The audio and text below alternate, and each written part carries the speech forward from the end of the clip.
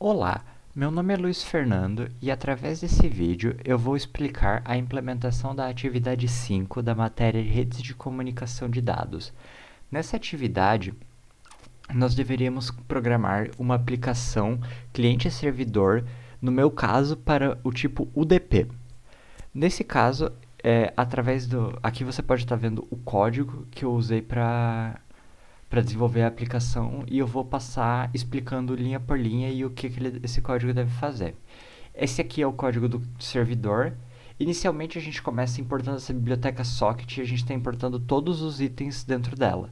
Essa biblioteca é importante porque ela vai servir para a gente fazer a comunicação através a comunicação UDP e criar os sockets cliente e servidor.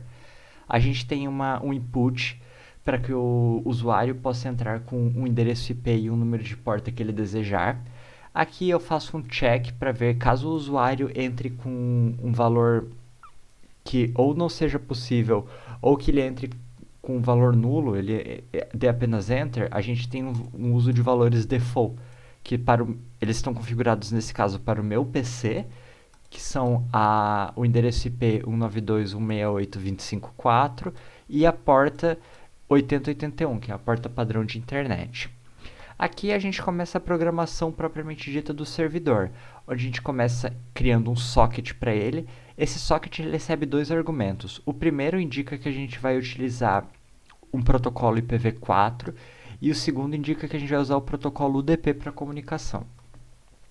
Depois nós vamos vincular a, o endereço IP e a porta que o cliente, que o usuário definiu para o servidor. Então, no caso, os valores de entrada vão ser colocados como valores para o servidor aqui, para a porta que está vinculada a ele.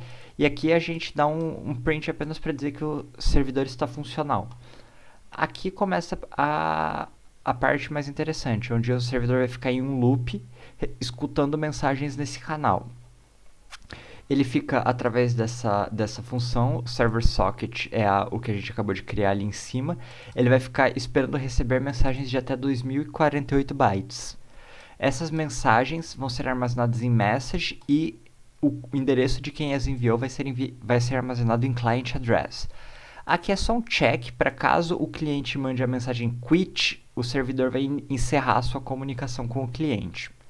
Aqui a gente vai imprimir o endereço do cliente apenas como uma forma de curiosidade e a gente também vai imprimir a mensagem que o cliente enviou. Vale notar que a gente precisa colocar esse ponto decode e o TF-8. Isso é porque a mensagem vai estar no formato de bytes e o print ele aceita apenas strings, então a gente tem que fazer essa conversão aqui. Depois o servidor vai mandar uma mensagem para o cliente, ele vai apenas adicionar esse início server, mais a mensagem que o próprio cliente enviou para ele, e ele vai reenviar essa mensagem para o cliente através de client address, porque ele sabe o endereço do cliente. Aqui a gente tem a aplicação do cliente, ela é muito parecida com a aplicação do servidor, como a gente pode ver. Ela importa socket normalmente, também recebe as entradas, a porta, e o endereço IP e um número de porta para o servidor que ele quer se comunicar. Faço os mesmos checks, uso os mesmos valores default, caso o cliente dê apenas um enter.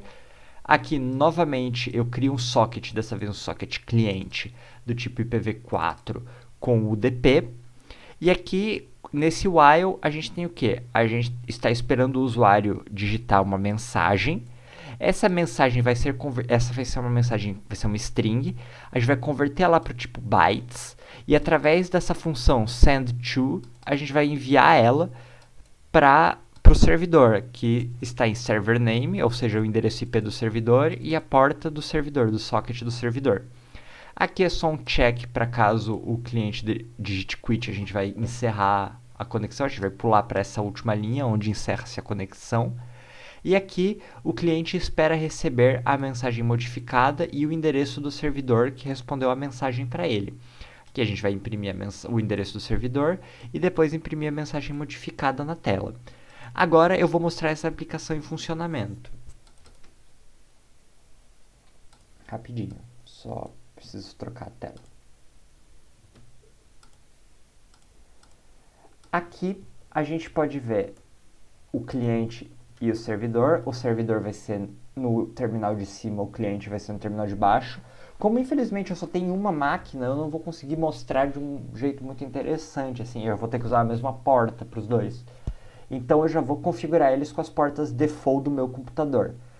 Agora eu vou enviar uma mensagem para o servidor, teste envio de mensagem através de UDP. Ponto. Ó, a gente pode ver que o endereço do cliente que enviou é 192.168.254, é o meu endereço IP, e ele enviou através dessa porta aqui. A mensagem que veio do cliente é a mesma mensagem que eu enviei. E agora, uma coisa interessante é que no cliente a gente pode ver o seguinte, ó. O endereço do servidor é 192.168.254, a mesma porta, né, o mesmo endereço IP que eu tinha. E a porta é a porta que foi configurada, 8081. Aqui está a mensagem que o servidor enviou para o cliente. E agora a gente pode fazer o teste do quit, onde eu encerro a conexão entre cliente e servidor. Muito obrigado e até mais.